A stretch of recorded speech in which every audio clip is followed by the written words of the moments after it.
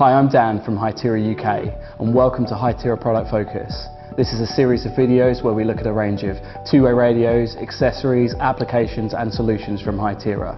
Today we're going to be looking at the X1 series of radios, which is our highest tier DMR portables in our digital radio range. Let's start by having a look at the different types of the X1 series.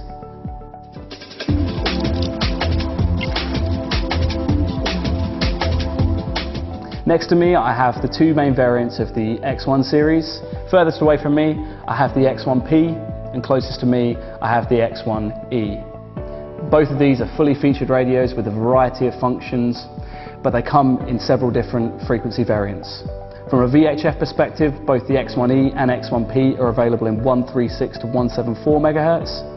There are then two UHF variants for the X1E and X1P, the first being UHF1 on 400 to 470 MHz, the second being 450 to 520 MHz, which is UHF2. So make sure to select the correct frequency band based on the licensed frequencies you have. Just by looking at the X1 series radios, you can see these radios have been designed to the very, very highest standard. The X1E that I have here in front of me is actually the thinnest full power DMR radio in the world at the time of filming. It's perfect for those users that require discretion when using their two-way radio. The radio itself is rated both the X1E and X1P to IP67, which is for dust and liquid ingression. This shows that not only are the radios stylish, they're also robust, rugged and reliable.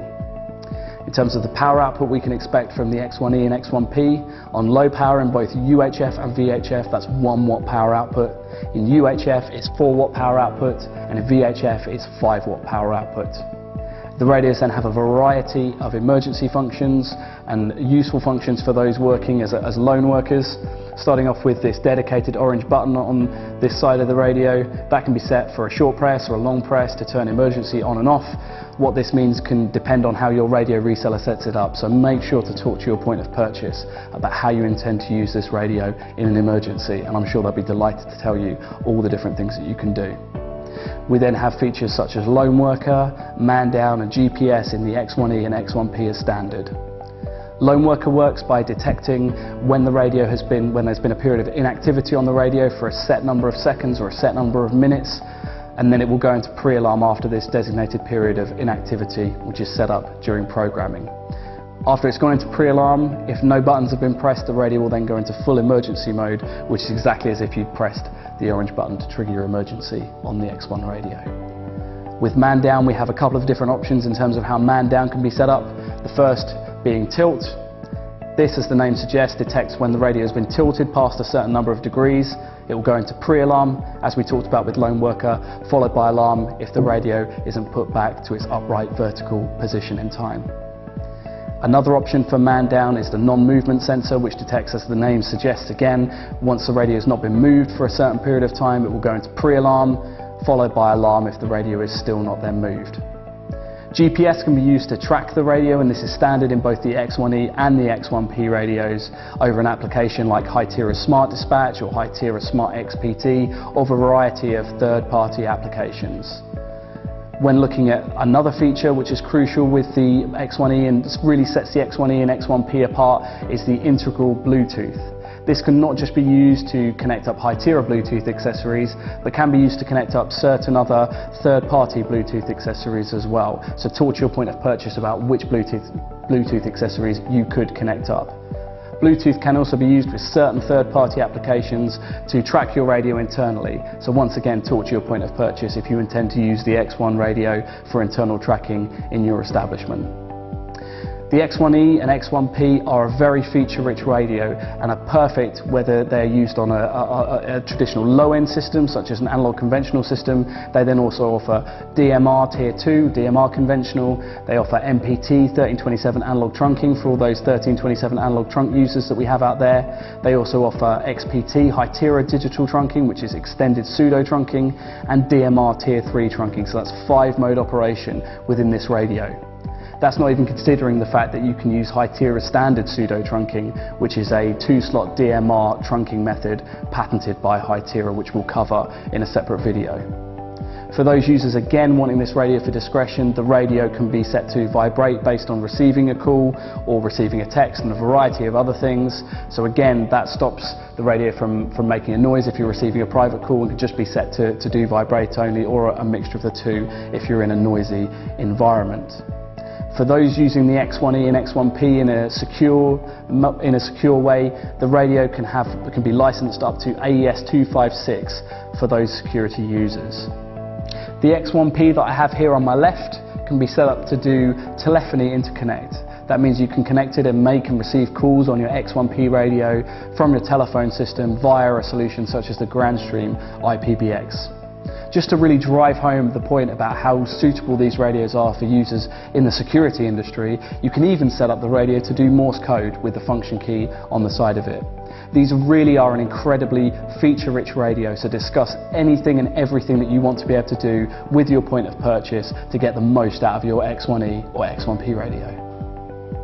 But right now we're going to look at how this particular radio is set up in terms of the keys that we have on here and how you might choose to use it in day-to-day operation. On the left-hand side, which is the opposite to most of Hytera's radio range, but we'll come to that in a minute, we have the on-off volume control knob, which allows me to obviously turn my radio on and off and control the volume. The opposite side to that, I have the channel change knob, which allows me to change groups, change channels, based on who I need to speak to at that specific point in time. On this side of the radio, I have the push to talk button, which allows me to make a group call to the group that I'm on at that particular point in time. And as you can hear, I'm making calls wherever I press that push to talk button. We also have a feature key, which is pre-programmable. On this side of the radio, it can be set to do a variety of things, such as change the transmit power, turn lone worker on or off, turn man down on or off, and much, much more. We have a designated orange emergency button, in this case on the back of the X1P radio, which allows me to set up a variety of emergency functionalities, which again you can talk to your point of purchase about. There are function keys on the front of the X1P radio as well. And if I choose to go into the menu on the backlit display, I can see that I have a contact list, I can send text messages, I have my call logs, and I can change a variety of settings on here and a variety of other functionalities just at a click of a button. On this side of my X1P radio, I have an accessory port which, when the cover is removed, will allow me to connect a range of remote speaker microphones and other audio accessories, including covert audio accessories, perfect for those users working in security. One final thing just to note on the X1P radio, which I have here in front of me, is that the push to talk and the channel change volume control knob and even the display and keypad itself appear to actually be on the back of the radio. This is ideal for those users using this as a covert radio in a secure environment, as it allows you to face the radio away from you, still make use of your emergency button, and have the push to talk on the traditional side of your radio.